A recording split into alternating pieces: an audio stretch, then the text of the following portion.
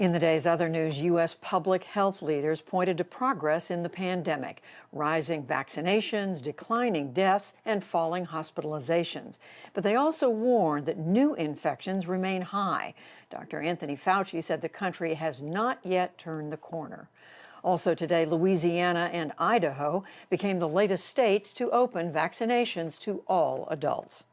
Top Democrats in the U.S. House of Representatives say that some 30 million Social Security recipients are still waiting for COVID relief payments.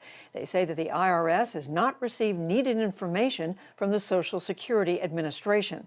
Congressman Richard Neal, chair of the House Ways and Means Committee, and others are demanding immediate action. Leaders in the U.S. Senate clashed today over a sweeping elections bill. Democrats want to expand ballot access, overhaul campaign finance laws, and head off attempts to limit voting access at the state level. Republicans say it is partisan overreach. Their dispute dominated a Senate hearing. Instead of doing what you should be doing when you lose an election in a democracy, attempting to win over those voters in the next election, Republicans instead are trying to disenfranchise those voters. Shame on them. This legislation is just not ready for prime time. It's an invitation to chaos. Chaos. State-level election officials, including Democrats, are sounding alarms left and right. This messaging bill would create a nightmare if it actually became law. The Democratic-controlled House already passed its version of the bill. In Myanmar, state TV reports that 628 people have been released after being jailed for protesting a military coup. Busloads of mostly young protesters could be seen waving and smiling as they left a prison in Yangon. But more than 2,000 people remain in custody or face charges. A huge cargo ship got wedged across Egypt's Suez Canal today, blocking the flow of global trade. The ship, the size of a skyscraper, ran aground during a sandstorm, and tugboats strained to pull it free. Tracking maps showed that other cargo ships backed up on either end of the channel.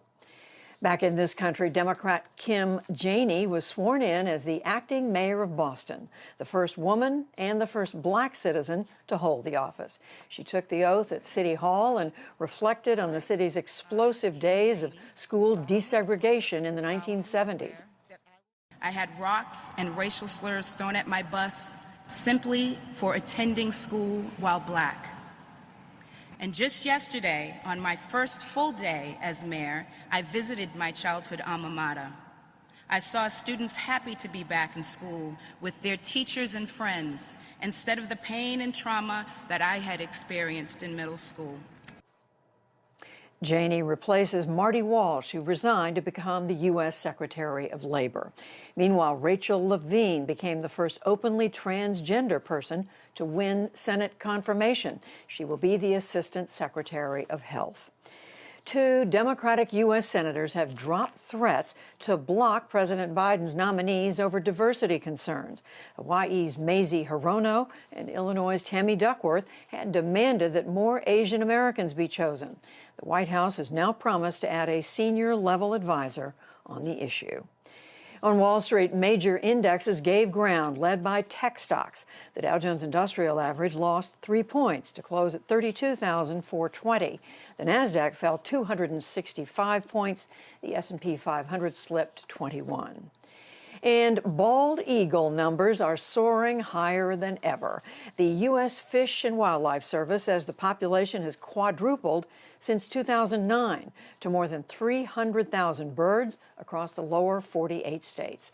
Federal protections have helped the eagles recover from near extinction in the 1960s. Good news. Still to come on the NewsHour, we examine the state of the American workforce with the new Labor Secretary, Marty Walsh. How the military is trying to stop sexual abuse in the ranks. 2 mass shootings highlight the epidemic of gun violence in the U.S., plus much more.